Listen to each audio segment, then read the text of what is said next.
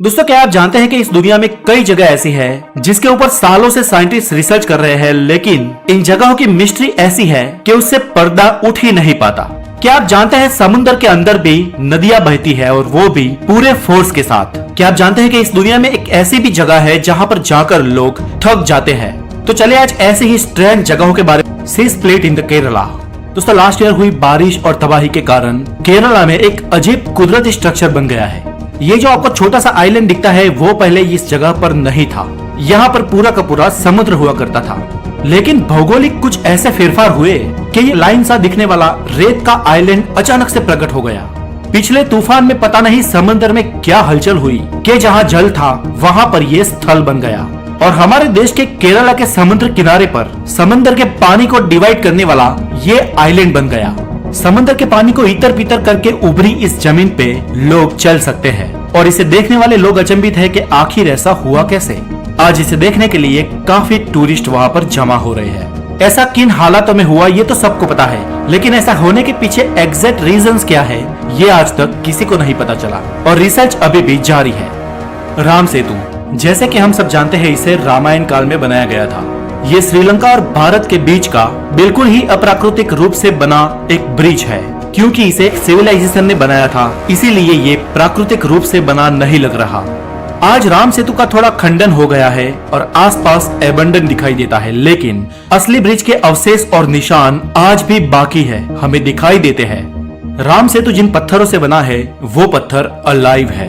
दोस्तों, अलाइव पत्थर यानी फ्लोटिंग स्टोन्स, ये ऐसे पत्थर होते हैं जो पानी में डूबते नहीं है। आधुनिक विज्ञान के अनुसार ये पत्थर ज्यादातर चूना खड़कों से बने होते हैं। इनके अंदर छोटे छोटे छिद्र होते हैं जिनमें हवा भरी होती है, उसके अंदर पानी नहीं जा सकता और कुछ पर्टिकुलर चौड़ाई जितने पत्थर ही डूब नहीं सकते। लेकिन राम सेतु बनाने के लिए जिन पत्थरों का उपयोग किया गया था वो पत्थर बहुत ही बड़े थे, इसलिए आज हमारे आधुनिक वैज्ञानिकों का कहना है कि इतने बड़े पत्थरों का तैरना एक चमत्कार ही है। एक तो ये स्टोन पानी में तैर रहे हैं और पानी के भीतर इन पत्थरों से बने सेतु और जमीन के बीच काफी अंतर है। इस कारणों से रामायण काल के विद्वानों ने इन पत्थरों से बनाया ये सेतु आज हमारी धरती पर किसी मिरेकल से कम नहीं है। फ्लोटिंग आइलैंड, भारत के मणिपुर की इस झील में फ्लोटिंग आइलैंड्स है, मतलब के पूरे आइलैंड पानी में तैर रहे हैं। इसका व्यास और घनत्व तो बहुत ही अधिक है, इसलिए ये स्टेबल रह सकते हैं और आप इनमें से किसी बड़े आइलैंड पे चल फिर भी सकते हैं। इन फ्लोटिंग आइलैंड्स में कई लोगों ने अपने घर भी बनाए हैं, तो कुछ लोग उस पे खेती बाड़ी भी करते हैं। इन फ्लोटिंग आइलैंड्स पे रहने वाले कई लोग अपने आवन जावन के लिए छोटी सी बोट का उपयोग करते हैं। लोकल लोग इस आइलैंड्स को सुंडी कहते हैं। इस आइलैंड पे इन लोगों ने इसलिए अपना बसेरा बसाया है क्योंकि इसके आसपास बहुत सारी मात्रा में मछलियां होती है और गांव के ये लोग मछलियों का व्यापार करते हैं। Under water river, man can you believe, समुद्र के अंदर भी नदियां बहती है और ये नदियां उसी उफान और उसी जोश से बहती हैं। जी हाँ, इस पृथ्वी के समुद्र में कई जगह पर अंडर वाटर ओशन में रिवर बहती है।